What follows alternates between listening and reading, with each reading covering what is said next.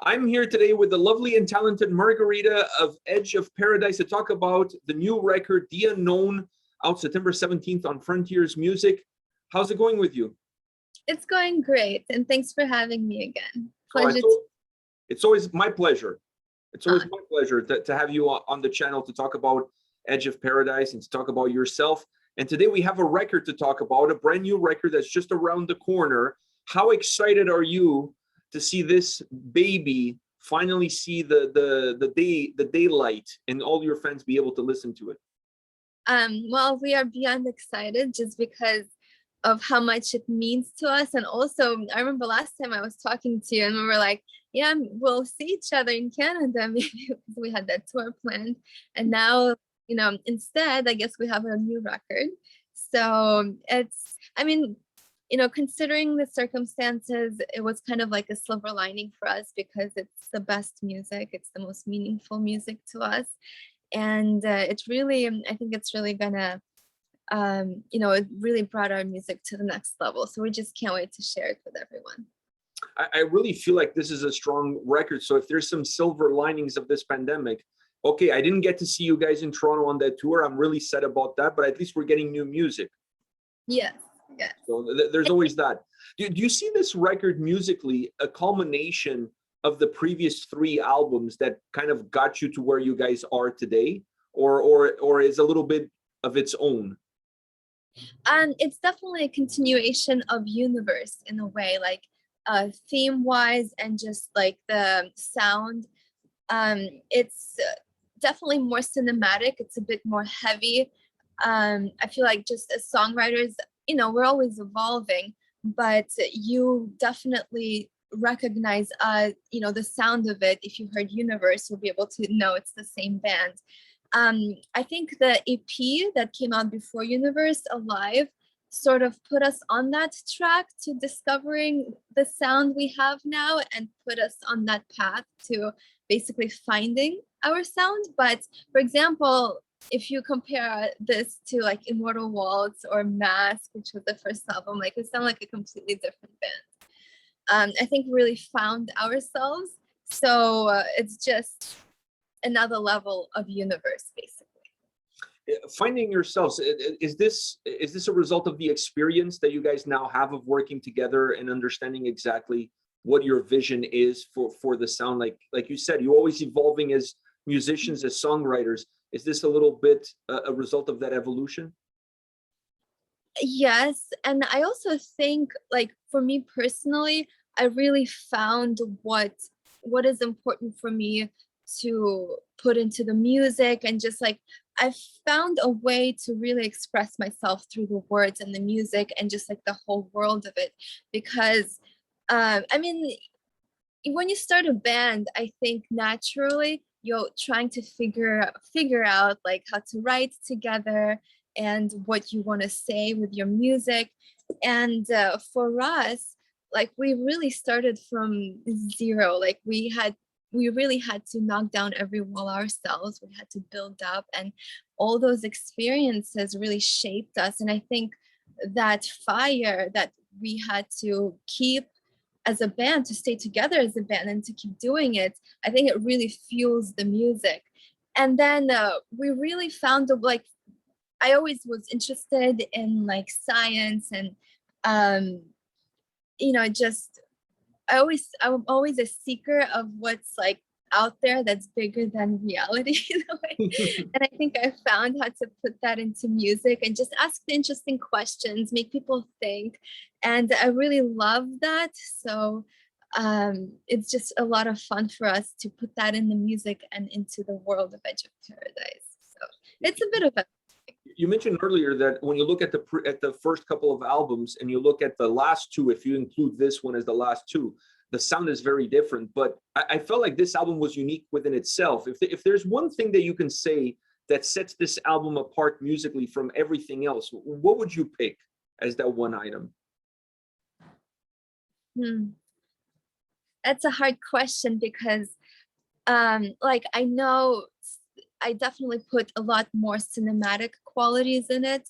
I approached this album as like mini movies in a way. Like every song it could be like a short film because it's very imaginative, like it's very grand. Like the themes are grand, even sonically it's very grand. So, and then as a singer, I like we had Howard Benson come on board, and I think he really pushed me as a singer. Like he helped me find that edge I didn't have before.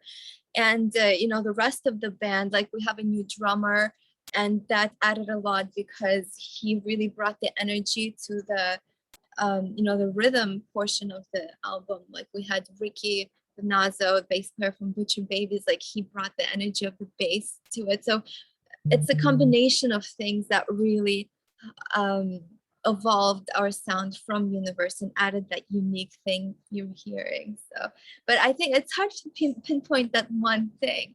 I can say though, like the song, the title track, The Unknown, I don't think I've ever wrote a song that really captured as much of my soul as like that song. Oh, that's really interesting. Yeah. That is really interesting. I agree with you because listening to the album, I did feel like it was almost like I was watching like a sci-fi miniseries, like almost like Black Mirror, where it's all part of one big picture, but they all kind of work in the individual sense of their own existence. It's very similar to that TV show. And then listening to the album, feeling that way, the first thing that I thought is, how do you manage that? Like, how do you manage to create an album that has the diversity of each song having kind of its own heartbeat, its own life, but at the same time, you want the whole album to feel like Edge of Paradise. So how do you balance that system of those two worlds? Yeah, it's I don't think we could have predicted that to turn out. Of course, like we want for it to happen that way, but it's one of those things that I don't think you can really force it, because what happened to us is I think that's the only record where we were able to completely immerse ourselves into it, because all the last records, like we were either trying to tour in the middle or we were doing this or that while recording. Like with the pandemic, we pretty much spent the whole year at the studio. We had nothing else to do but record. So we were already in that space. But we've always approached each song as a single. Like we never wanted to write a filler song, you know, like we always, no matter how much it took for us to be able to listen to it and be like, yeah, like we're really proud of this song, like it's really its own thing. We don't stop until we get that feeling. So I think it's the combination of that approach to each song to really put everything into a song to make sure it has a life of its own, but also being submerged into this space where we were really writing a record.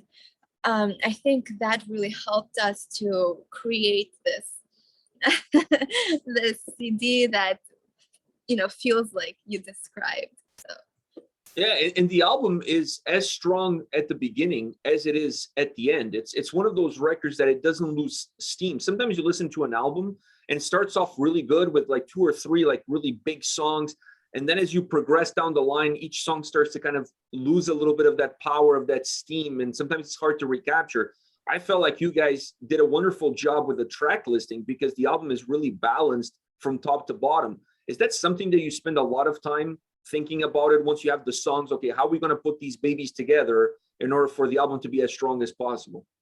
yeah, I think like with this album, it actually kind of happened naturally because when we started writing it, in my head I already had like thematically how the album is gonna play out, because I think with this album we did approach it as more of like a story, like a journey through, you know, the world of the unknown.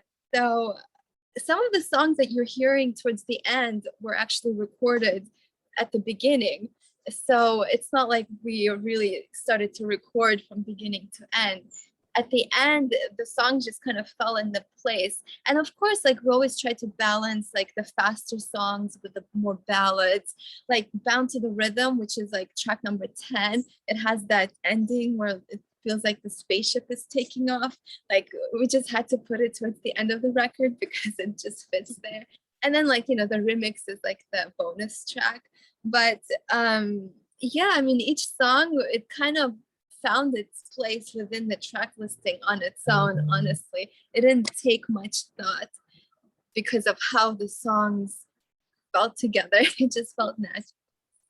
Do you see yourselves, because this is always the thing that fans talk about when it comes to a band, when it comes to an album, what genre, what category does this fall in? So do you guys see yourselves as a symphonic metal band, or is that just something that you use as a springboard, but now you're a lot more than just that?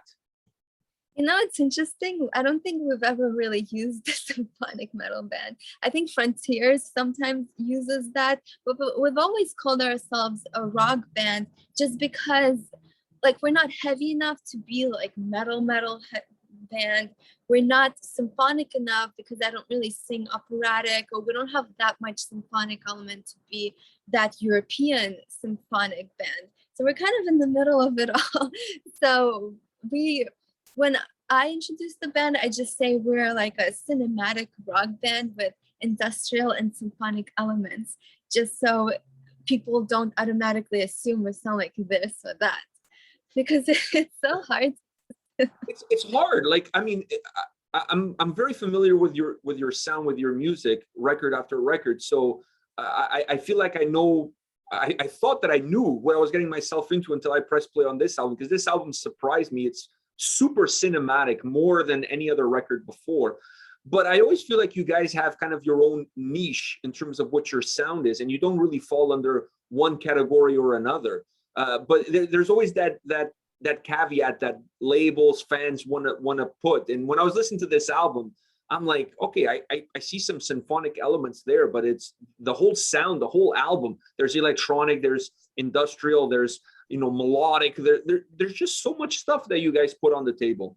Yeah, yeah, and thank you. That's a big compliment to me, because we do want to be diverse, and we want to keep people, interested, and um always have our music be enticing in a way.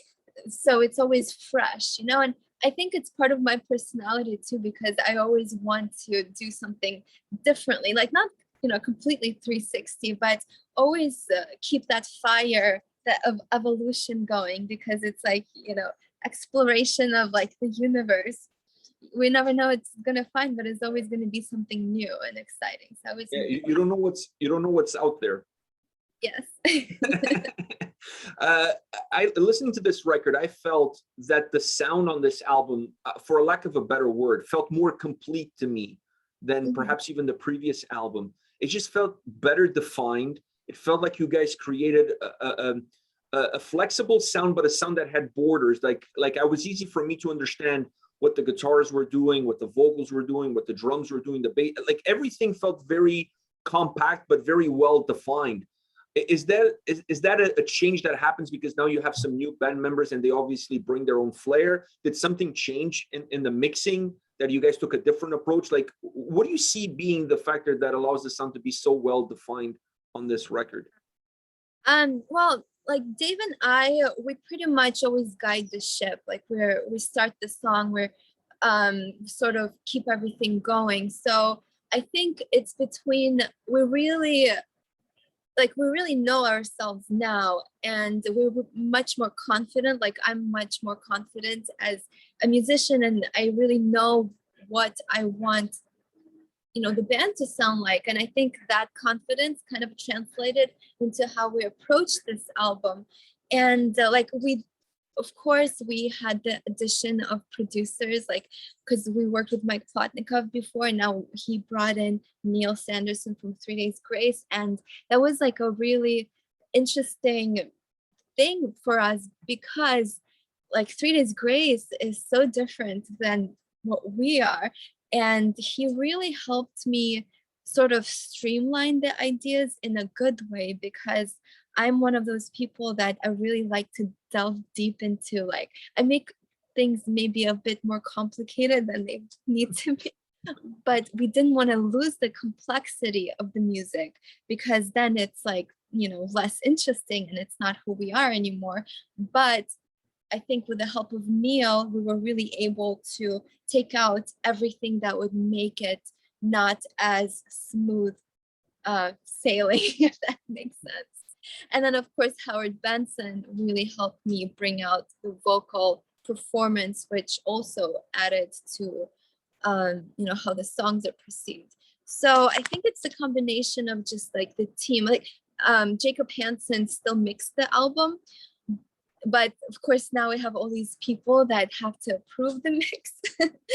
So it was I mean, Jacob, I can't imagine having anyone else mix our music than Jacob, because we send him like thousands of files and I don't know how he does it, but he just like puts it all together and just brings the songs to life. So I think we really have a great production team that really enables us to bring this music to life as it is.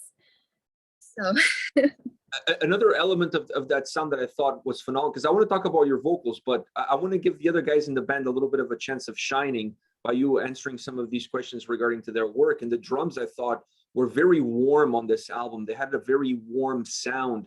They didn't feel flat. They felt like they had a heartbeat. They had a little bit of a soul, and that actually helped give the record a little bit of a soul. Was that something that you noticed different on this album as far as the drum sound is concerned? Yeah, definitely. Like Jamie, well, first of all, the way he plays with a lot of energy, but he's also really creative, but in a way that is not overpowering, because there's always that balance where you don't want to like overpower the other instruments, and like all the instruments have to play together, mesh together, so the song is perceived as a song. But also I think this time Jacob really had to blend more things together, because there's just so much more cinematic elements. Like there's more strings, there's a more, like the guitar sound was a little bit different as well. We had a different bass tone, because Ricky really, like his bass tone is phenomenal. So I think just everything together, he had to find those frequencies that work together. And just like the files that we sent him this time were much different from Universe, because we were recording at the like Universe, we were a little more DIY. We recorded more at home. This time, because we did sign with Howard Benson, we were able to record everything at the studio. So just the quality brought, the quality of sound also brought us to, this new level, I think. So. You talked about your partner in crime, Dave. If I had to ask you how you feel about his guitar playing on this record, what would you tell me? I never doubt what he's gonna play. Like sometimes we fight because like for example, it's funny because we've worked together for 10 years now, and we have that comfort level where we can just be like, it doesn't work and that's it. But but at the same time, like, when you come up with an idea and you think it's like, it's the idea, and then the other person like, oh, it sucks, but it's Dave. Me is because we really trust each other, so there was a lot of fighting. But I have to say that Dave, when he comes up with that part and it's final, and in his head it's final, and he knows I'm happy with it, it's the part. Like there's no other part that would fit that. And like I don't think I would trust anybody else to play guitar on like a song. Like it's a big statement, because like, there's always evolution of band members, but Dave and I, like that's Edge of Paradise. Like I don't think there would be Edge of Paradise without Dave. So it's it's just like we really found a way to make this music. So yeah, I think he did an amazing job. You guys are a dynamic duo. So who's Batman and who's Robin? He's Robin. I love it. I love it. That was the best answer of this whole chat. That was just absolutely the best answer. I want to talk a little bit about your vocals. I really like your vocal performance on this record. Two things I have to ask you. One is, it felt to me a little bit free. It felt a little bit more raw, a little bit free, but it worked really well with the sound and with the lyrical content of the album. It just felt like you were You were part of the unknown. You were there. You were in the unknown when you were singing. And the other side of it is, I felt like there was a little bit more electronic elements surrounding your vocals. So can you talk a little bit about both, about that free aspect that this record really showcases on your vocals, and then the electronic side? Yeah, I think it's because when I sing, it's just I really give myself into the song and like the emotion of the song. I and like this time I was recording with Mike and then Neil was on Zoom, but then I re-recorded some of the songs for final vocals with Howard. And like there's a comfort level, like there's such great people to work with, because I really feel like I can just, immerse myself into the world of the song and just sing. Like I never overthink it. I'm more of like a feel singer rather than like a technical singer. But then of course we have the production team, and then they take my voice, and like I do layer a lot of harmonies. And sometimes like we see comments where people are like, oh, there's so much like effects or autotune or whatever, but it's actually me doing a bunch of harmonies on top of myself, or like doubling, because like and even Howard told me not a lot of singers do that. Like sometimes you can create harmonies electronically, but I sing everything live, and then I do a lot of high harmonies. So that actually creates an illusion of like an electronic element, but it's actually my voice really stacked up. Oh, is that what it is? Yeah, so it's combination of that. And then like some of the parts we actually tell Jacob, like, this part of the song is talking about like AI and robots and make me sound a little more digital, but it's always like, for example, like either a pre-chorus or like a line or a word. It's never like the overall performance. That's why like we want to keep it raw and rock. It's because it's just me singing my ass off and like, oh my god, like it's a workout. It's like it was not easy to sing these songs, so. I know, but you're a Batman, so you can definitely take it on. Exactly. Was there a track on this album that gave you guys a little bit of a headache in order to like you guys wanted it on the record, but it was so difficult to get there that perhaps you had some fights? I know you had some fights, so maybe you had some fights about a song. We were lucky that each song, like, it's funny because I can never imagine where people are like, oh, we wrote a bunch of songs and we kept these for the record. Like we write a song to go on the record, because if we come up with an idea and we don't like it and it doesn't go anywhere, we kind of like move on to the next thing right away. But I do have to say, like one song, actually False Idols, I had a different chorus idea. And when we came to the studio, they were like, it doesn't really work. And I was like, oh my God, end of the world. Like, what are we going to do? But on the spot, Neil had a suggestion, Mike had a suggestion. And then like the ideas just came, and then we just came up with a new chorus. So that was one song that really kind of put me off, threw me off a little bit. But the other songs really kind of came together. And I mean, of course, like when you're in the studio, there's suggestions, some melodies evolve. I know when we were recording Unknown and Neil wanted me to change something, like that was the only song where I'm like, I'm not changing a thing. Like I was crying. I was like, no, that is my song. That's it. But all the other songs, like, we all work together and like evolve it into what they are. It's funny because False Idols became one of the singles, and it's one of my favorite songs on the album. So it's nice to see that there was some evolution to the way that track ended up being on the record. Oh yeah, that was probably the song that evolved the most from like the demo that we had. So it is kind of interesting how it. And actually, what's really interesting is that Howard, like, because he was like, we're picking 5 singles, and I re-sang some of those songs. And then afterward, he picked the singles. He listened to it again. He was like, I think False Idols has to be. So we actually replaced Believe with False Idols.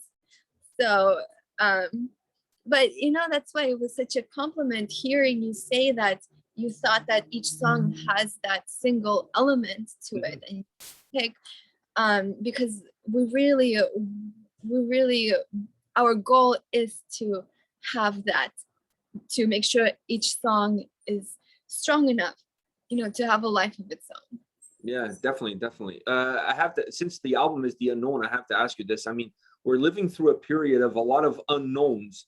As a musician, you know, as a person in this world of unknowns, are you scared by the unknown, or you like to look into the unknown to see what you discover? Yeah, I am definitely scared of some things. Um, it's funny because sometimes people listen to it and then they assume that's how I feel. But sometimes with the songs, it's how I want to feel. So it's a way for me to also help myself to get in that mindset. Because I think as a human, we tend to fear what we can't control. And I'm one of those people, like, I don't want to be. I want to completely give in and like be like, yeah, like afterlife is gonna be, you know, the unknown is gonna be wonderful. But of course, there is fear, and yeah. So, and you know, talking about today's world, and like that's another thing with the unknown. Like you can scale it to however you want it, because you can apply it to what's happening today, or you can apply it to like what, you know, we can think about afterlife, or you know, bigger things like that. But these days it's freaking scary out there because at first I was like, you know, like we talked about every conspiracy theory and it was fun at first, and then like people, you know, they get really sick, and that's, you know, that's not a good thing, and that's of course like we don't want anyone to get sick, and it is kind of, you know, scary out there, and like it's like honestly these days I don't even know what to think anymore. Because, That's why like, music is so important, because it's an escape. You know what I mean? It's like an outlet for you to travel into a different dimension where you don't have to be bothered with what's around us. You can create your own universe. yeah, and I think I've that's what gone I've full been circle from the unknown to the universe. exactly.